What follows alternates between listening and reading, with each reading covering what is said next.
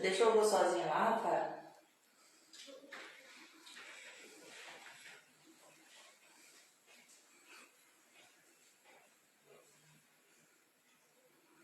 Então, espera aí um pouquinho que eu já volto. Não, mas já foi. 4, 5. Boba, 6. Dando galera. Chegar. Aham. Aí aqui agora é o contrário, né? Tem que trabalhar com ela assim, né? Ah, é. Peraí. Aí. Aperta o botãozinho. Uhum. Então, vai te falar.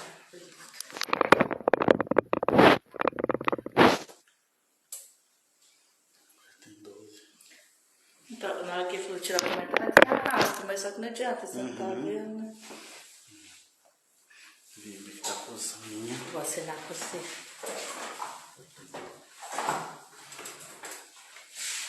Cadê sua cara? Cadê você? Não, tá muito fora. Peraí que a cabeça tá cortando um tiquinho também.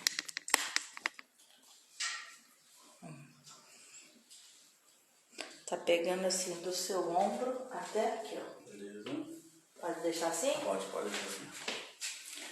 Checando aqui, galera, posicionamento. Daqui a pouquinho a gente começa, ver se o áudio tá chegando legal. Se não tiver, a gente avisa, tá bom? Tá ligado? Eu fui lá. Ao vivo já.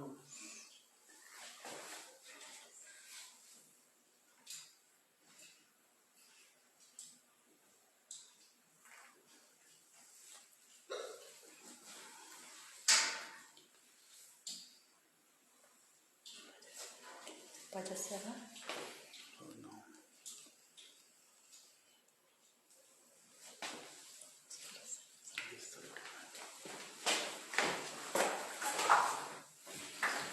Ok, pessoal, daqui a pouquinho, então, dentro de alguns minutos, vamos iniciar nossa aula aí, tá bom? Vamos se posicionando na cadeira, já a gente começa com tudo que tem direito. O áudio tá legal, alguém dá um retorno aí pra nós, beleza?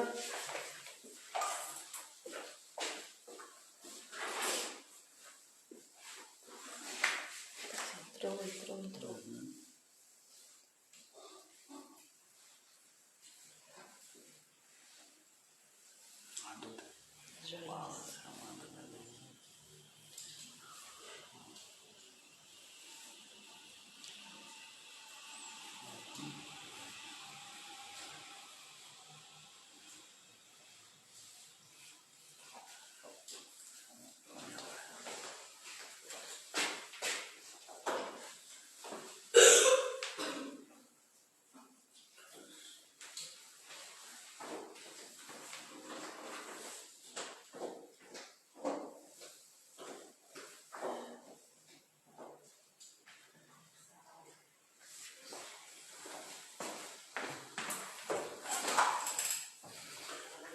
Bom, galerinha, boa tarde a todos vocês, em respeito aí ao horário, e logo depois vocês têm mais aula, né? Então, lá no curso vocês podem ficar mais à vontade, nesse sentido que você assenta, você só levanta às 6h30 da tarde, né? Então aqui nós estamos começando um pouquinho antes, para que todo professor tenha aí 1 hora para a gente conversar um pouquinho mais. Isso não compromete o conteúdo, né? A gente tenta levar com a mesma qualidade. Eu estou em casa, né? E a circunstância está exigindo isso. Mas sem problemas, vamos que vamos, né? A prova de vocês provavelmente não vai sofrer nenhuma alteração, né? Até lá as coisas vão ter acalmado, se Deus quiser, a gente torce para isso, não é verdade? Bom, vamos falar de coisa boa então, né? Vamos iniciar a nossa aula. Até às 14 horas nós vamos trabalhar aí com língua portuguesa. Um prazer imenso poder estar falando com você nessa dinâmica um pouquinho diferente, né? O meu abraço a cada um de vocês. E espero que você esteja aproveitando esse tempo, né? Claro, nos primeiros dias a gente estranha um pouco, é uma rotina muito diferente, né? E agora a gente começa meio que a acostumar, né? E aí a gente vai levando isso aí até quando, sabe Deus lá quando, né? Mas muito em breve tudo vai se estabelecer, tá certo? Então, já fazendo parte desse aproveitamento de tempo, hoje nós vamos conversar um pouquinho sobre língua portuguesa. Lembramos que nós já falamos de alguns assuntos interessantes, já falamos de fonologia, já falamos de estrutura da palavra, já falamos de formação de palavras, já falamos de acentuação, não é verdade? E hoje então nós vamos começar a estudar as classes de palavras, tá certo? Quando a gente fala em classes de palavras, então a gente vai ver que vamos retomar muita coisa daquilo que já foi visto até então, tá certo? E ao longo do tempo a gente vai aprofundando o que é preciso e retoma sempre aquilo que é a novidade, tá certo? Retoma aquilo que já foi visto e vamos pegar firme aí com a novidade, tá certo? Lembramos que nós vamos ter um espaço aí para tirar dúvidas, né? Não durante a aula ao vivo, tá bom? E aí então vai ter um momento que vocês vão saber aí qual é, mas a qualquer momento vocês podem deixar a dúvida. Se eu puder responder fora do tempo, até não me importo. É claro que eu não vou ficar respondendo dúvida 2h30 da manhã, não é verdade? Eu também sou filho de Deus, preciso dormir, né? Mas, se não for hora nem horário que me comprometa, eu vou fazer e faço com o maior prazer respondendo as dúvidas de vocês, dos exercícios que eu mandei e também dos exercícios da apostila, tá certo? E vocês com certeza vão acompanhando aí no semanário, que nós vamos ter várias matérias sendo colocadas, vários exercícios, e na medida do possível também eu vou disponibilizar alguns slides. Na aula de hoje nós não vamos usar slides, né? Vai ser todo aqui no nosso quadro, né? Um quadro que não foi improvisado, é um quadro que eu realmente uso em aula, em sala aqui, de quando eu preciso trabalhar alguma coisa aqui em casa, tá certo? Mas se você não estiver enxergando, eu vou tentar colocar a letra maior, mas qualquer coisa você fala aí que para a próxima aula a gente adapta, adequa, se vira nos 30. Bora lá? Chega de falação. Vamos falar então das palavras que compõem as chamadas classes de palavras. Pessoas, a primeira coisa que precisa ficar bem tranquilo é com relação às palavras, né, que a gente usa. Todas elas têm aí uma história de conexão. Nada na língua portuguesa funciona sozinho, né? E a gente tem que começar por algum lugar, né? Então nós vamos optar por começar a estudar o substantivo, né? Então, quando eu falo de substantivo, eu estou falando de uma classe de palavras e que, curiosamente, a hora que você pega qualquer gramática, qualquer manual, é o primeiro assunto com o qual você tem contato. A pergunta é, por que começar pelo substantivo? No final da aula nós vamos fazer um resumo e vamos entender uma coisa. Não é porque está em ordem alfabética, não é uma questão assim de escolha por capricho. Na verdade, é a base de toda a estrutura linguística. O substantivo, então, ele rege toda a estrutura. Por isso que ele tem função nuclear. Ele sempre vai ser núcleo de alguma coisa, certo? E o que uma palavra tão importante dessa tem a ponto de a gente poder elegê-la como o nosso ponto de partida? Simplesmente pelo que eu já vou ver aqui na formação da própria palavra. Se você for analisar, aqui eu não consigo ficar perguntando para vocês, né? Então vocês estão livres de ficar olhando para o lado quando eu faço perguntas em sala de aula. Mas vamos lá.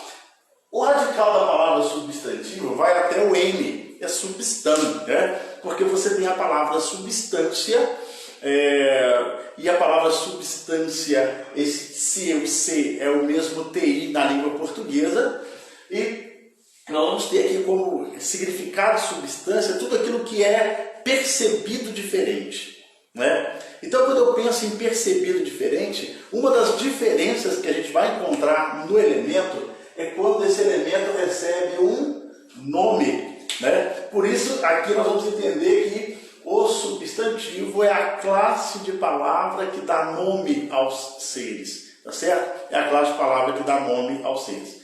Vamos lembrar que quando a gente fala em termos ligados ao nome, na maioria das vezes vai vir um substantivo. Não que o substantivo seja sempre, ou pelo menos ele seja somente um nome.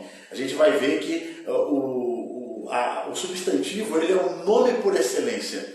O pronome é nome, advérbio é nome, adjetivo é nome, o próprio pronome, né, vai ter essa característica aí marcando. Mas o substantivo é um nome por excelência, certo? Então, o substantivo pode nomear os seres, né, as qualidades, as ações, os sentimentos e os estados.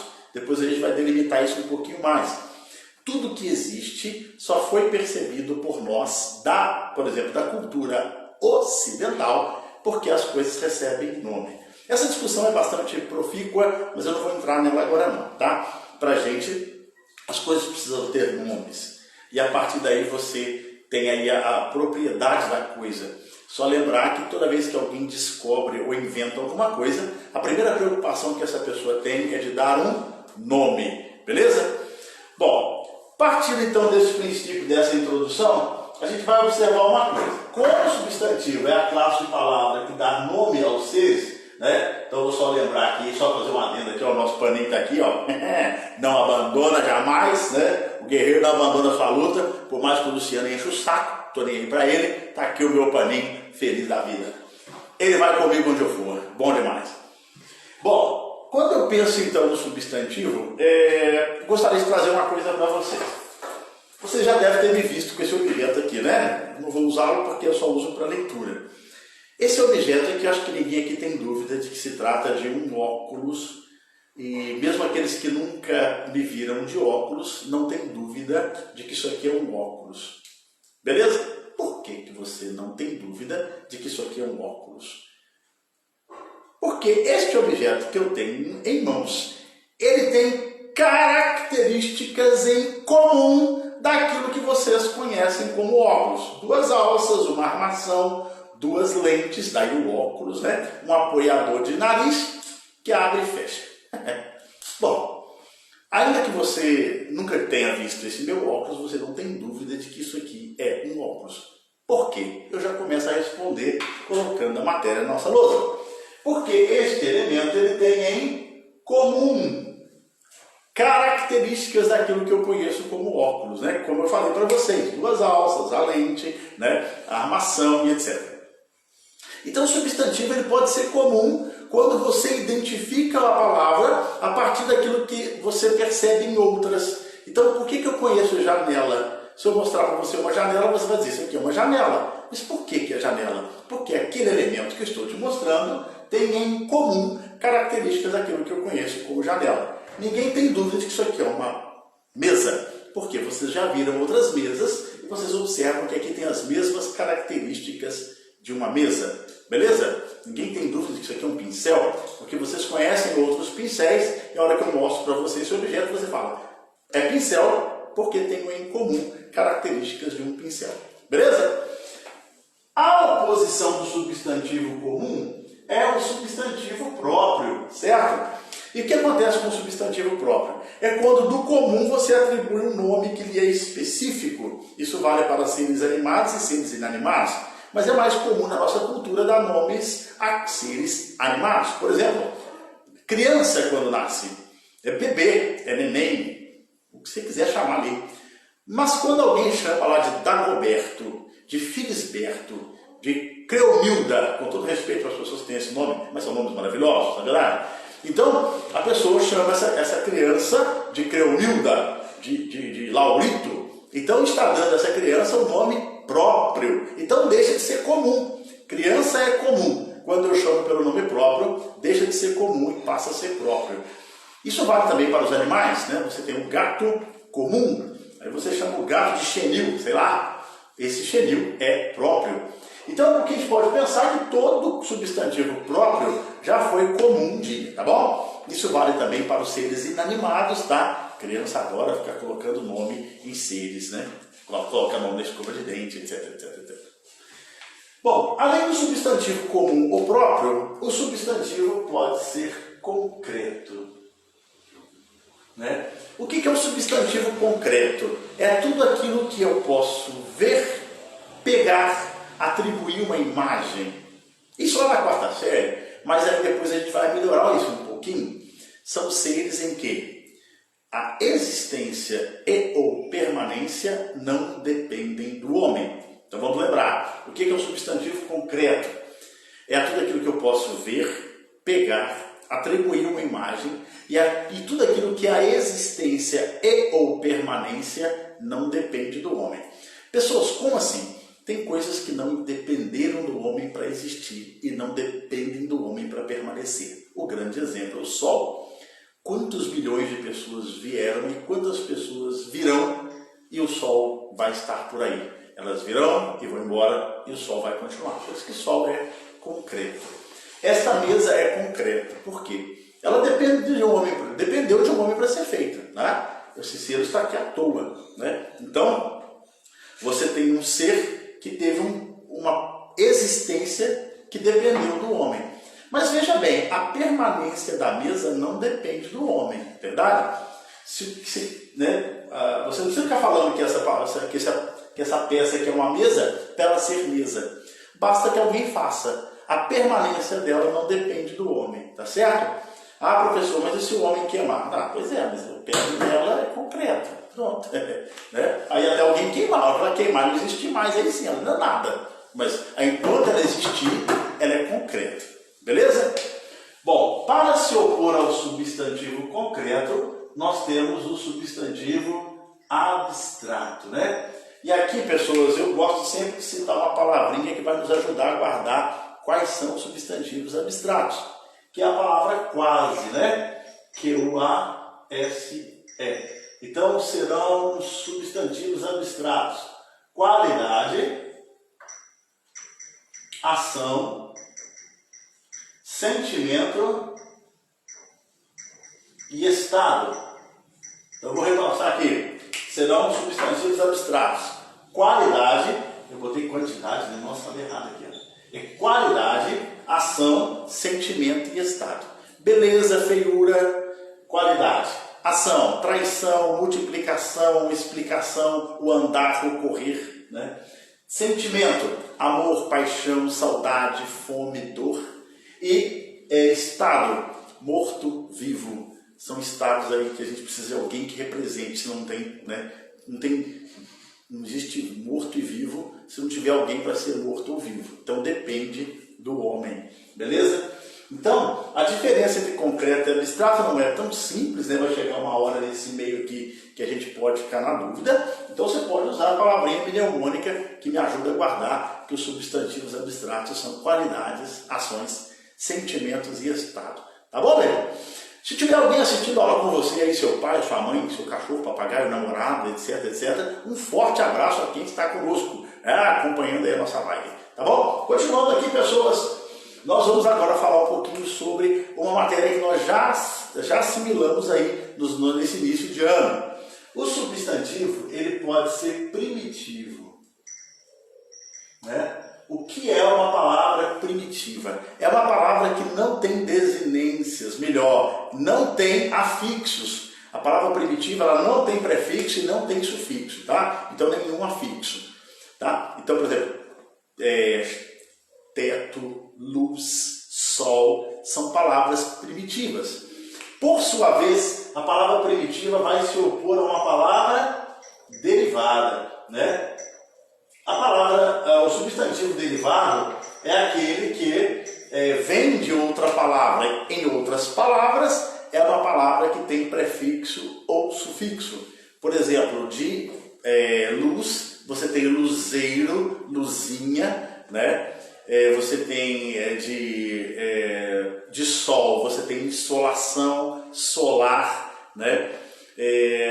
De palavras como, por exemplo, pessoa, você tem as derivadas pessoalmente, pessoal, né? Impessoal, são palavras derivadas, ok? Então o que é uma palavra primitiva? É a palavra que não tem afixo. E o que é uma palavra derivada? É uma que tem ou prefixo ou sufixo. Nós vimos isso no processo de formação de palavras. Gente, tudo que a gente estudou aí para trás tem que ser retomado para que os conceitos sejam consolidados aí nessa cabecinha sua, tá bom? Vamos lá então para a próxima. O substantivo pode ser simples. O que é um substantivo simples? O substantivo simples é aquele que tem apenas um radical. Mesa, cadeira, parede, porta. Palavras que têm apenas um radical, beleza? A oposição da palavra simples é a palavra composta. Então, a oposição aqui se dá pelo substantivo composto, né? Nesse caso, é bom lembrar que todos os processos de formação de palavras compostas podem ser exemplos de um substantivo composto. Seja ela por aglutinação, seja ela por justaposição. O professor não lembra disso. Vai lá, pega um caderno que você vai ver isso anotado nas nossas aulas lá. Uma palavra justaposta é quando eu juntei sem perda de elementos. E a palavra aglutinada é aquela que eu juntei perdendo elementos, tá bom? Qualquer uma delas é uma palavra composta. Então a palavra composta ela tem que ter dois radicais ou mais. Por exemplo, a palavra guarda, verbo guardar. A palavra roupa são substantivos simples. Mas se você junta a palavra guarda mais o substantivo roupa, você tem a palavra guarda-roupa. A partir daí você tem outra realidade, né? Você já não tem mais o verbo guardar e mais o substantivo roupa. Agora você tem um móvel, né, em que você vai guardar sua roupa, fazendo aí uma justa significação da palavra guarda-roupa. Beleza? E o substantivo pode ser coletivo, né? Para quem já viu essa aula, está fazendo aí uma revisão, não é verdade? Alguns aí de vocês já estudaram essas matérias, então é bom aí fazer essa revisão que vale a pena, né? O coletivo é quando um substantivo representa uma totalidade, né? Todo coletivo ele vai ser concreto porque coletivo é uma quantidade de coisas, né? Então, por exemplo, a biblioteca, coletivo de livros, classe, coletivo de alunos, né? Panapaná, coletivo de borboletas, né?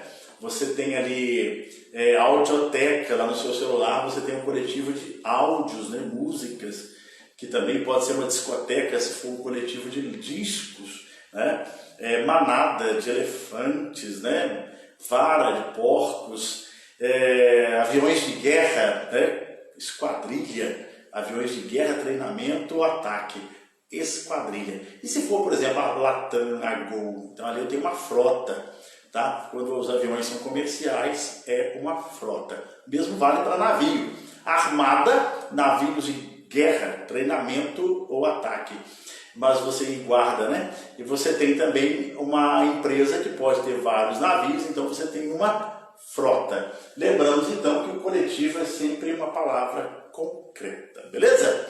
Então vamos pegar aqui um exemplo, porque na vertical vocês já observaram que um anula o outro, não é à toa que esse sinal de versos está aí, só o coletivo é que não tem, né? Agora, na horizontal pode ser tudo. Na vertical ou é comum ou é próprio, ou é concreto ou é abstrato, mas pode ser comum e concreto. Por exemplo, vamos só aqui passar a palavra pincel. Lembramos aí que se você não entendeu alguma coisa da minha explicação, vai deixar um tempo aí para você colocar aí a sua dúvida, né? Então deixa, manda por WhatsApp, ou pode ser em áudio mesmo, eu respondo depois para você, ou pelo e-mail. Professor, não entendi determinado item, dá mais exemplos que a gente faz isso, tá certo? Aqui para caber em uma hora eu tenho que dar uma abreviada em algumas coisas, tá certo? Então vamos lá, vamos pegar a palavra pincel. Pincel tem que ligar nome, então ele é concreto. Esse pincel é meu, mas não tem nome. Então ele é um substantivo comum. Concreto ou abstrato? Pincel é concreto. Primitivo ou derivado? O pincel é derivado, porque vem de pinça. É isso aí, Veja que eu tenho o indicador e o polegar fazendo uma oposição aí para eu poder escrever. Pincel vem de pinça, então é uma palavra derivada. Simples ou composto? Simples, só tem um radical. É coletivo? Não. Tá? Eu falei da palavra guarda-roupa. Olha que interessante.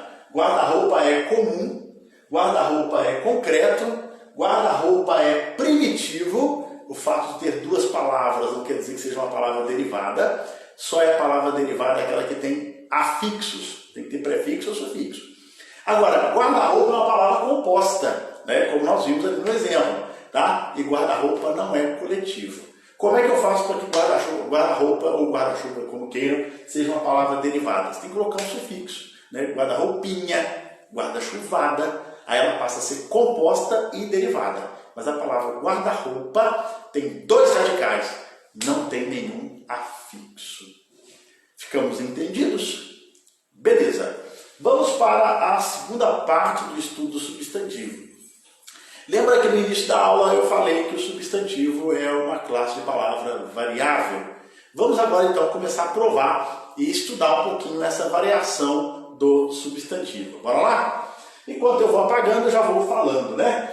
Gente, o substantivo ele admite praticamente todas as variações de um nome, né? Se você for ver os elementos variáveis, eles podem ser tanto variantes de nomes quanto variantes variantes de verbo, né? Claro que as variantes de verbo são exclusivas do verbo. Eu estou falando aí do tempo e do modo. O substantivo, enquanto nome, ele admite todas as variações. Professor, que variações são essas? Gênero, número e grau. Hoje nós vamos falar do gênero e do número. E no finalzinho do grau, porque o grau ele trabalha hoje uma categoria de cobrança de prova um pouquinho diferente. Está mais no campo da interpretação. A gente vai ver isso aí depois, tá certo? Bom, então vamos falar um pouquinho sobre o gênero do substantivo, né? A gente sabe que quando se fala em gênero, hoje é muito complexa essa discussão. Eu não vou entrar no mérito, né, do que se vê aí fora com relação a essa discussão que há mais ampla com relação ao gênero. Nada contra ninguém, contra nada. A questão é que eu vou fechar com o Segalo aqui, porque é a gramática da nossa bibliografia. Então a gente vai estudar o gênero das palavras de acordo com o que diz o nosso amigo Segala. Domingos Pascoal Segala falou, a gente assina embaixo. Depois da prova você pode pensar do jeito que você quiser. Toma cuidado para você não deixar, né, que algumas discussões, inclusive, te façam errar em prova. Tem que ter juízo, tá bom? Vamos lá? Quando se fala em gênero, propriedade que a palavra tem de ir para o masculino ou para o feminino. Gente, a língua portuguesa ela traz um problema com relação a isso, porque nós somos descendentes de duas línguas, o latim e o grego, em que haviam lá três gêneros, né? O masculino, o feminino e o neutro. Então isso acabou gerando aí algumas relações díspar quando estuda o gênero. A prova disso é que você tem palavras que você não consegue saber o gênero delas. Então tem que ter alguma coisa no entorno aí que a gente vai ver que o gênero vai ser manifesto. Às vezes não na palavra, mas no artigo, no numeral, no pronome e em quem estiver em volta, tá bom? Bom, o gênero ele pode ser dividido em dois grupos, né? O gênero pode ser biforme e o gênero pode ser uniforme. Gente, bi lembra o quê? Uni lembra o quê? Bi lembra dois, uni lembra um. O que é um substantivo biforme? É aquele que tem duas formas diferentes na hora de a gente escrever masculino e feminino, tá? Isso pode variar desde uma mudança de uma simples letra, por exemplo, a gente vai encontrar aqui na palavra aluno a palavra aluna, em que o A e o O permutam-se determinando o gênero, tá? O aluno então é masculino, a aluna feminino. Você tem alguns que vão aparecer por acréscimo, né? Você tem, por exemplo, a palavra cantor e a palavra cantora. Teve um acréscimo, né? Você tem alguns que alteram totalmente, por exemplo, o boi e a vaca, né? Então são palavras que são totalmente diferentes, não aproveitou nada de uma radical da outra, mas usando essa nomenclatura mais familiar para os animais, você tem formas chamadas biformes, ou seja, duas maneiras diferentes para a gente escrever o masculino e o feminino, tá bom? Galera, saudade de vocês, de verdade, né? É sempre bom, a sala de aula é sempre um movimento, né? Mas que bom que você está aqui, né? Não pude saudar aí no início cada um de vocês, mas fica aqui, é sempre bom a gente lembrar que é sempre bom estar falando com você aí, tá bom? Vamos continuar lá? Então, o que é um substantivo biforme mesmo? Aquele que tem duas formas e formas distintas para eu especificar o masculino e o feminino. Beleza? Bom, com relação ao uniforme, é um pouquinho mais complexo, a gente herda então o problema que foi essa mudança da língua latina grega para a língua portuguesa. E aí, então os uniformes vão aparecer em três categorias. As chamadas formas sobrecomum, grifa 1. A forma chamada comum de 2, grifa o 2. E uma forma chamada de epiceno, né? Em que a gente vai usar o especificador macho e fêmea para o gênero. No caso de animais, aqueles que estão mais próximos da gente, certo? Bom, vamos começar com o sobrecomum. O sobrecomum é um substantivo que não são tantos os exemplos, mas a gente tem aí uma categoria que é até um pouquinho problemática. Porque você só tem jeito de chamar aquela palavra, o gênero da palavra. Por exemplo, a criança. Gente, eu não vou ficar enchendo o quadro de exemplos, porque aqui meu quadro é pequeno, né? Eu não tenho aquele quadro de quase 3 metros da sala de aula. Então eu vou colocar uma palavra só, falo mais na cabeça de vocês, e daí vocês vão imaginando outros exemplos, tá bom? Então, por exemplo, quando eu falo a criança, pode ser tanto o menino quanto a menina. Tem uma criança brincando ali fora, né? Só tem um jeito de eu chamar a palavra criança. Nesse sentido, né, de um ser humano que está aí saindo da fase beberífera, quer dizer, que existe isso, e entrando aí na sua fase pré-adolescente. Então, nessa faixa etária, nós chamamos o ser humano de criança. Então, ele é uma criança, certo? O cônjuge, cada peça aí que compõe o casal. O marido é o cônjuge, a esposa é o cônjuge. Até esses novos formatos aí, né, homem com homem, mulher com mulher, sempre vai ser o cônjuge, cada peça do casal, tá certo? Depois eu tenho também a testemunha, né? A testemunha pode ser o homem, ele foi uma testemunha do caso, mas também pode ser a mulher, ela é a testemunha do caso, tá? Então, sobrecomum só tem um jeito de a gente estudar o gênero, tá certo? No finalzinho aí, daqui a pouquinho, a gente vai falar um pouquinho mais sobre os sobrecomuns, tá certo?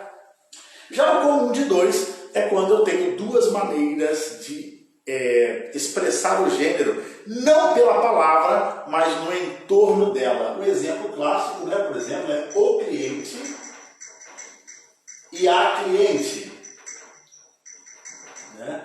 O cliente, a cliente. O que nós temos aqui? O cliente é quando eu tenho o masculino, né, sendo representado pela presença do artigo, né, o cliente. E a cliente é quando a gente tem aí a marca de gênero fora da palavra, o artigo feminino. Isso poderia ter sido, por exemplo, com um adjetivo, né? Cliente nova, cliente novo, por meio de um pronome, outro cliente, outra cliente, tá bom? Então, você vai marcar no entorno, quando é comum de dois, a presença de dois artigos, dois pronomes, dois numerais, dois adjetivos. Menos usados, né? Geralmente são palavras terminadas em "er", quando a palavra não tem uma marca específica de gênero. Beleza? O estudante, a estudante e por aí vai. E por último, nós temos o epiceno. No caso do epiceno, você vai usar os especificadores macho e fêmea quando o gênero não é biforme. Veja que não é o caso de boi e vaca. Boi e vaca você tem duas formas que vão estabelecer aí a presença do gênero masculino e feminino. Agora, por exemplo, jacaré, né? Você vai usar aqui o especificador, jacaré macho, jacaré fêmea, né? Tigre macho, tigre fêmea, tá certo? Quando não for, então, biforme, você vai usar a estrutura uniforme, e nessa estrutura uniforme vai ter que ter um detalhe aí, né?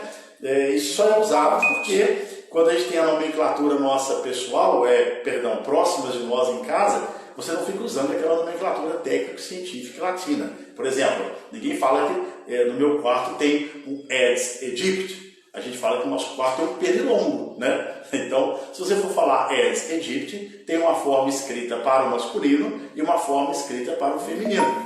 Mas pernilongo, no nosso caso, não. Não existe pernilongo e pernilonga. É pernilongo macho, pernilongo fêmea. Beleza?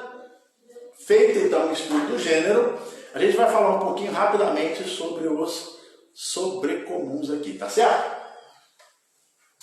Quando se fala em sobrecomum, é o único jeito de a gente ter o masculino e o feminino, certo? Vamos lá então, o único jeito de ter o masculino e o feminino. Algumas palavras parece que tem masculino e feminino, tá? Então vamos colocar aqui assim, ó.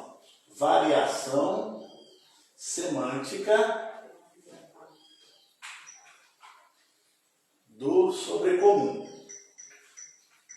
Eu não vou colocar todos não, mas alguns. Por exemplo, né? O caixa, a caixa, né? O cisma, a cisma, o coral, a coral.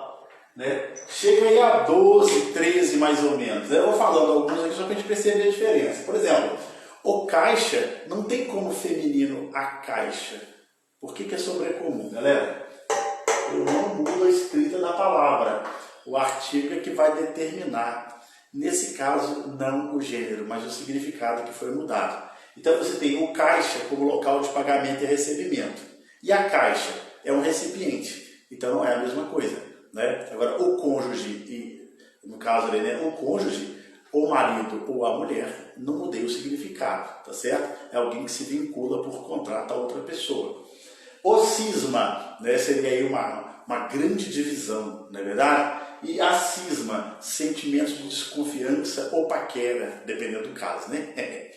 O coral pode ser duas coisas, né? Pode ser um grupo de pessoas que se destinam ao canto, né? Mas pode ser também a espécie marítima, né? Os recifes e os corais, aquele lá. Depois também a coral, pode ser a cor, né? Ou a cobra, que alguns vão dizer que a cor, inclusive, veio por causa da cobra. Bom, enfim.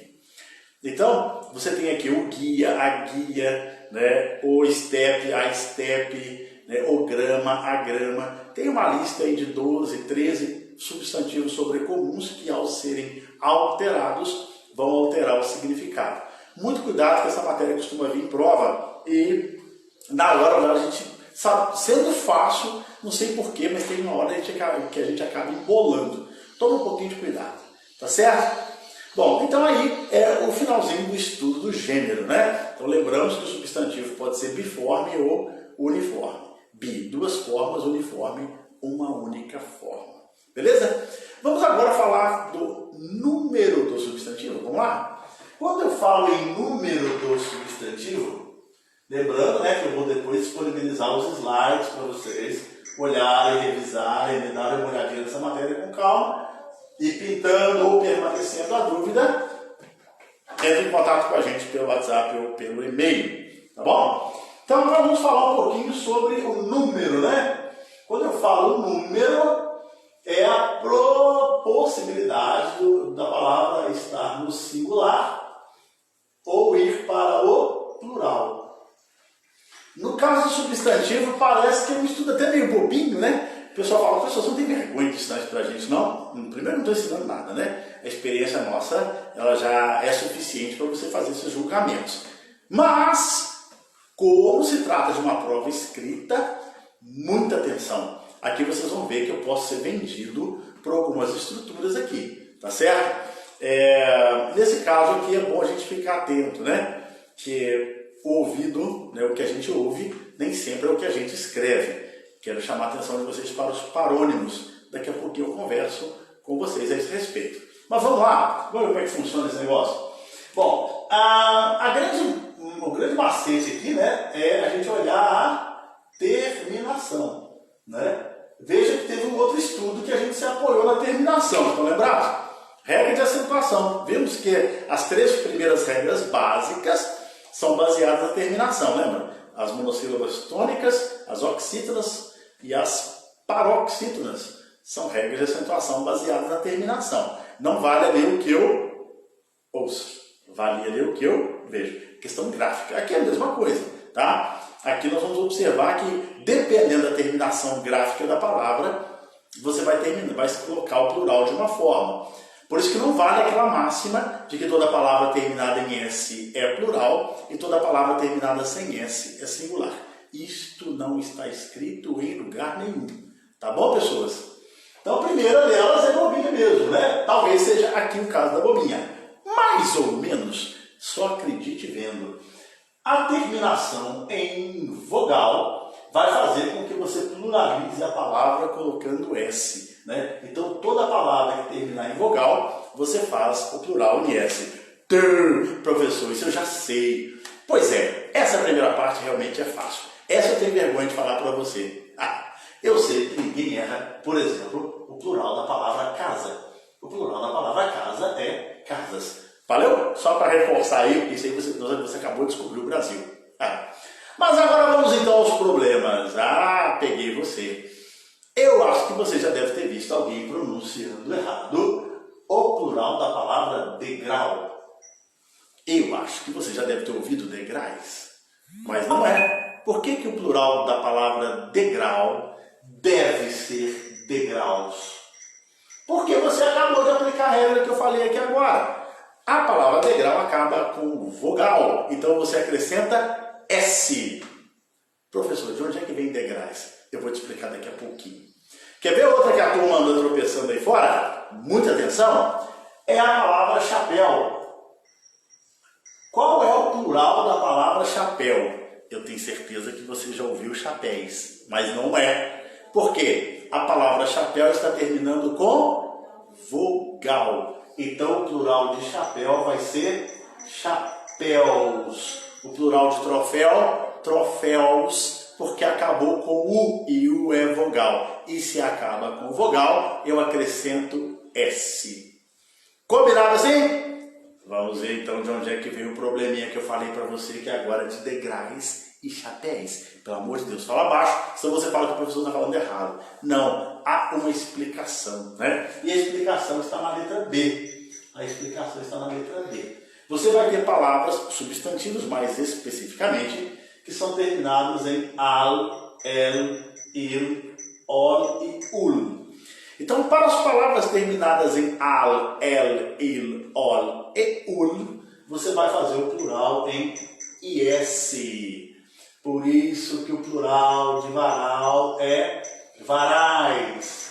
Por isso que o plural de papel vai ser papéis, né? Por isso que o plural de anil vai ser anis. Por isso que o plural de anzol vai ser anzóis. Tudo com acento, hein? Monossílabo tônico? Não. A regra da vogal aberta, né? De tom oral aberto tem que ser acentuado. Por isso que o plural de azul vai ser azuis. Muita atenção agora então com varais e papéis. Acompanhe comigo o raciocínio. Plural de coronel, coronéis. Cordel, cordéis. Anel, anéis. Papel, papéis. Viu? Se coloca a palavra troféu do lado dela, o som não é exatamente o mesmo. Troféu, papel. Mas veja bem, a maioria das palavras da língua portuguesa terminam em EL, o que vai fazer o plural IS. Entendeu? Por que muita gente vai falar que é troféus?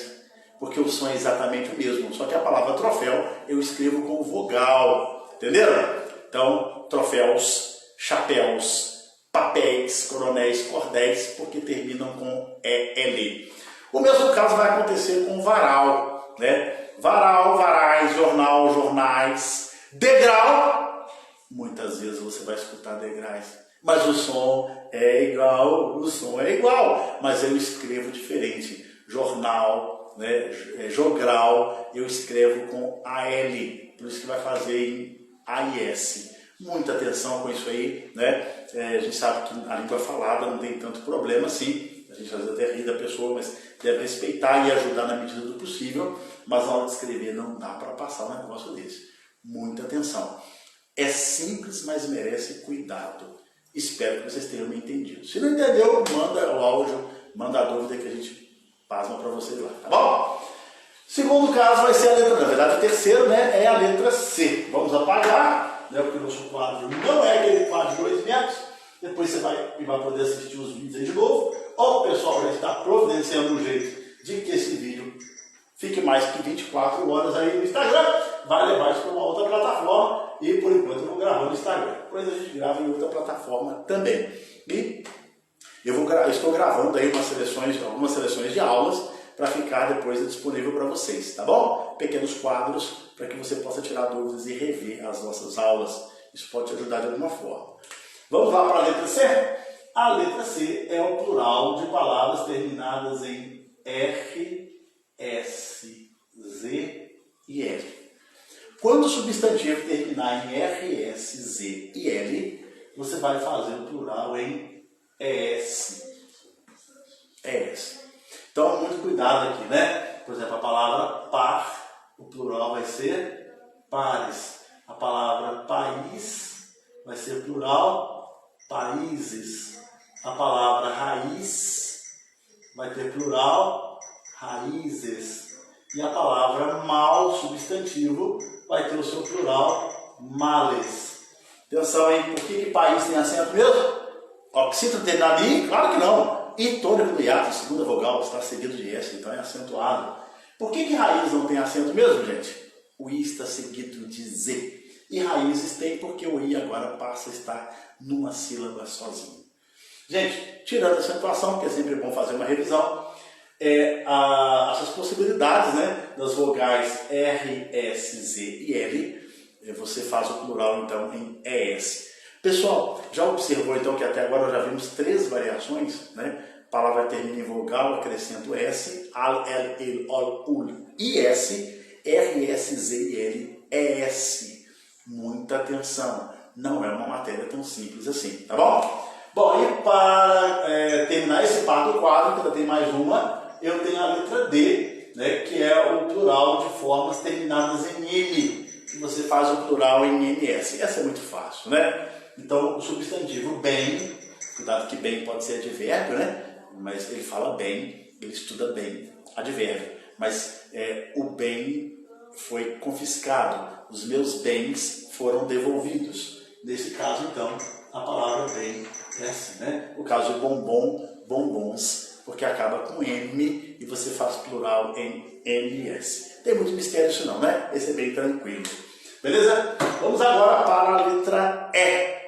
E e F, elas inspiram um pouquinho de cuidado, porque não é tão simples assim. Eu vou falar dos plurais de palavras terminadas em ON.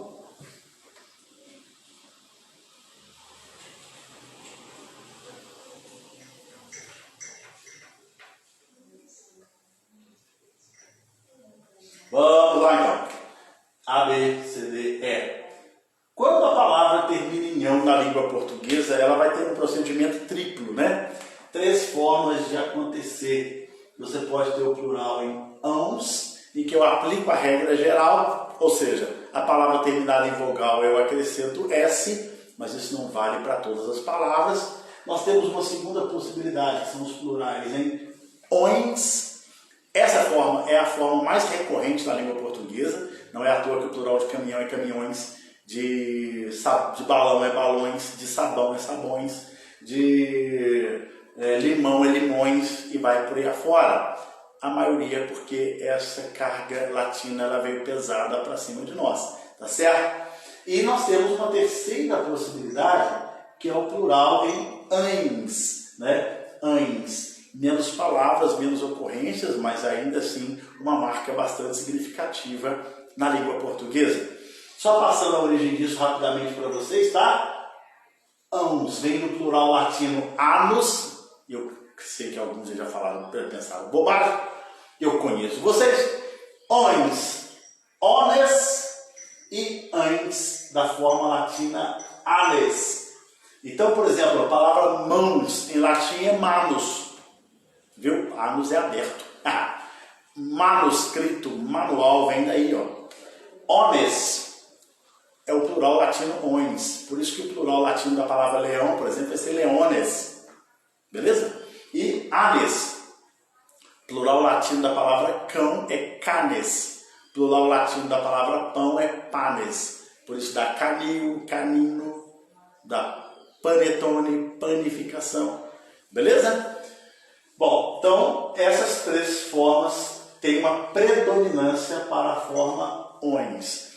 Eu vou deixar depois para vocês disponível junto com o material que eu vou entregar na próxima semana de substantivos, aquelas palavras que têm a tríplice possibilidade. Tríplice possibilidade. Pois é, tem palavras que você pode escrever com ons, ons e ães. Professor, como é que eu vou guardar isso? Não são muitas, daí eu entrego para você e você faça um bom proveito disso. Tá certo? Essas questões assim não vêm com muita recorrência não, mas já apareceram. Tá bom? Bom, e aí a letra F, ela é um pouquinho louca, porque é uma extensão do plural ão. Como assim? No plural, não, a gente vai ter o chamado plural diminutivo. O plural diminutivo de algumas palavras tem que cuidar, né? Olha aqui, ó. Eu tenho 3 palavras com terminações de plural diferentes, tá? Mão, cão e limão. Como é que é o plural Como é que é o diminutivo de mão? mãozinha. Beleza. E o plural diminutivo de mão? O procedimento é o seguinte. Você pega a palavra mão, põe no plural sem o S. Ah, professor, deu uma mesma. Pois é, essa sim. As outras duas você vai ver que não, tá? E aí você coloca o sufixo diminutivo. E só depois a desinência de plural. Por isso que o plural diminutivo de mão é mãozinhas. Até aí tudo bem. Agora vamos lá. Qual é o plural diminutivo de cão? Primeira coisa, coloque a palavra cão no plural. A palavra cão no plural vai dar cão. Menos o S. Por quê? A desinência de plural ela vai sempre para o final da palavra, certo? Aí você coloca o sufixo diminutivo. E só depois a marca pluralizante. Por isso que o plural de cão é cãezinhos e não cãozinhos. O diminutivo de cão é cãozinho. E o plural diminutivo de cão é cãezinhos. Por isso que estou colocando essa matéria aqui, porque é diferente. Tá bom, galera? Depois, limão. Qual é o plural de limão? Limões. Menos o S vai dar a palavra, então, né? Limões. Limões. Coloca o sufixo diminutivo e só depois a marca. Por isso que o plural diminutivo de limão é limõezinhos. Limõezinhos, não limãozinho. Limãozinho é apenas o diminutivo. Plural diminutivo de limão, limõezinhos. Muita atenção com isso, que é uma bobagemzinha, mas acaba tirando lá um distrator, às vezes te tira da questão. Muito cuidado. Beleza? Então, até agora vimos que o substantivo é variável em gênero, em número. Agora vamos falar um pouquinho sobre o grau do substantivo. Vamos lá?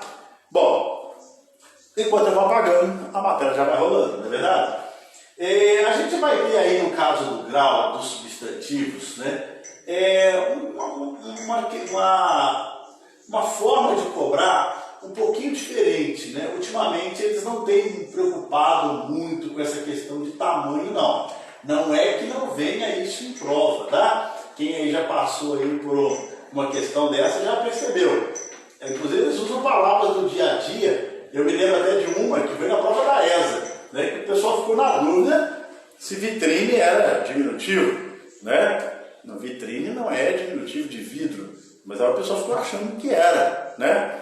Então, toma cuidado, porque até algumas coisas do dia a dia que nós estamos acostumados, a gente acaba tendo problemas. Então, quando eu falo de grau do substantivo, que é a representação de um aumento da realidade, às vezes, e um diminutivo da realidade, muitas vezes, diminutivo, eu tenho problema com palavras polissílabas, mas sem problemas. Então, quando eu falo de grau aumentativo ou grau diminutivo, nem sempre tem a ver com tamanho. Você vai trabalhar aqui com valores semânticos, né, dessas realidades, né? Valores semânticos, né? E que valores semânticos a gente pode atribuir a partir de um aumentativo e diminutivo? Ironia, depreciação, né? Mas também eu posso trabalhar com valorização, mais-valia, né? Mais-valia, valorização, nossa, que dificuldade, né? Valorização, eu e as pode ser valorização, né? Então, aí são exemplos, né? Existem outras realidades também. Hoje, eles levam muita questão do grau para a questão de interpretação. Então, qual é o efeito de uma palavra no diminutivo ou no aumentativo dentro de um texto? Já parou para pensar nisso? Né? O exemplo que eu sempre dou, por exemplo, é quando o aumentativo quer dizer diminutivo e quando o diminutivo quer dizer o aumentativo. Tem uma inversão de valores, né?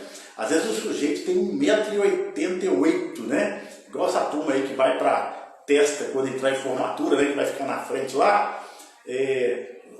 Às vezes alguém olha para uma pessoa dessa e fala: ô, sujeitinho ordinário. Olha, o cara tem quase 2 metros, mas alguém disse que esse cara é um sujeitinho. Olha, tem um nível de depreciação aí perigoso. Isso no texto tem uma implicação bastante séria. Agora, por exemplo, você pode também pegar um sufixo aumentativo e também diminuir o valor, né? Às vezes você vai na casa de um amigo e esse amigo faz tanta propaganda para você que só que você chega lá, não é nada daquilo que você imaginava. Aí você fala assim, nossa, casão essa sua, hein? Casona, casão esse seu. Mas na verdade você vê que a casa não era tão bonita assim.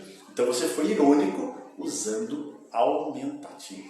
Cuidado, que isso aí vai ser explorado semanticamente. Uma outra realidade também pensando aí a forma carinhosa, né? Então nem é ironia, nem é depreciação. Depreciação é ótimo, né? Depreciação, meu Deus, é depreciação, se ninguém me avisa, né? Nem tem jeito como, né? Depreciação. Então você tem aí, por exemplo, um jeito carinhoso, amistoso, né? Então quando você fala assim, eu vou dar um jeitinho para você, né? Então, quer dizer, uma forma carinhosa, eu vou olhar com muito cuidado, sem tramóia, né? Você às vezes vai tratar as pessoas com esse diminutivo, mas de uma forma carinhosa, tá? Então, tem que entender o contexto, tem que ler o texto para ver os valores que estão sendo dados naquele grau. E às vezes o grau está dizendo o tamanho simplesmente mesmo, né? Às vezes a casinha, porque a casa é pequena, lá no contexto você vai ver que não teve nenhum valor depreciativo, tá? E que às vezes o casarão vai ser, porque a casa é grande mesmo, né? O casebre vai ser porque é uma casa pobre mesmo. E não tem nenhuma ironia nisso. Aí, meu amigo, é leitura. Tem que chegar no texto e ver como é que isso foi encaixado lá. Beleza? Então, grau hoje é uma preocupação mais semântica do que de tamanho propriamente dito. Uma outra coisa é que tem alguns autores aí que trabalham com o chamado grau normal. Bom, na verdade, se não tem variação de grau, não tem aí desinência de grau, não tem por que falar em grau normal. Vejo que o próprio Segala não fala nessa realidade. Aumentativo e diminutivo, e o grau normal ele não aparece como algo classificatório. Tá bom? Então, a gente encerra aí o assunto substantivo dentro daquilo que seria a novidade. O que ficou aqui? Os substantivos compostos, né? As palavras compostas, nós vamos ter aí uma outra categoria para ser classificada com relação ao número. E disso aí eu vou tratar separado, eu vou esperar passar então a matéria adjetivo, que eu trato disso de uma forma separada. Plural de substantivos e adjetivos compostos. A gente sabe que ali tem alguns pormenores. Para alguns, isso é o chamado bicho de 7 cabeças, mas não é. A gente vai tentar colocar o máximo de ferramentas para facilitar. Outra coisa que também a gente vai tratar de forma separada é a concordância. O substantivo é a base para o assunto concordância, tá certo? Concordância nominal é a característica que o adjetivo tem de se adequar ao substantivo. Também é um estudo que assim que acabar o adjetivo e o advérbio, a gente já tem que tratar disso para que essa matéria não fique para o final e você já vá aproveitando aí que tem uma série de exercícios que trabalham aí com os substantivos no que diz respeito na relação de substantivo e adjetivo, que é o que nós chamamos de concordância nominal. Já a concordância verbal, ela também precisa do substantivo, mas já é quando esse substantivo funciona como sujeito. A gente vai olhar isso mais para frente. Tá bom, pessoas? Bom, então vamos lá. Recapitulando a nossa aula de hoje. Qual foi a matéria que nós estudamos? Vamos lá? Hoje nós vimos o substantivo. Vimos praticamente tudo do substantivo, né? Só essa última matéria aí, que é a concordância, que a gente não vai mexer agora. Mas vamos lá. Recapitulando. Substantivo é a classe de palavra que nomeia, né? O substantivo quase sempre vai funcionar como núcleo, tá? Por isso que ele é a primeira palavra a ser estudada. Tudo concorda com o substantivo. O verbo, o adjetivo, o pronome, o numeral, o artigo. Então, ele tem função nuclear. O substantivo sempre vai ser lido como um nome. O substantivo é nome por excelência. Lembra que eu falei que no início da aula eu ia fazer esse resumão? Aí, ó. O substantivo é o nome por excelência. O verde não tem forma. Alguma coisa tem que ser verde. E que coisa é essa? É o substantivo. Tá bom? Alguma coisa tem que ser quantificada. E o que vai ser quantificado? É o substantivo. Tá bom? E aí eu gostaria de lembrar, então, que nós vimos que o substantivo é uma classe de palavra variável. Não é porque é aquela que varia. O substantivo é variável porque ele admite flexões de gênero, número e grau. Então vimos lá o gênero, né? Ele pode ser biforme ou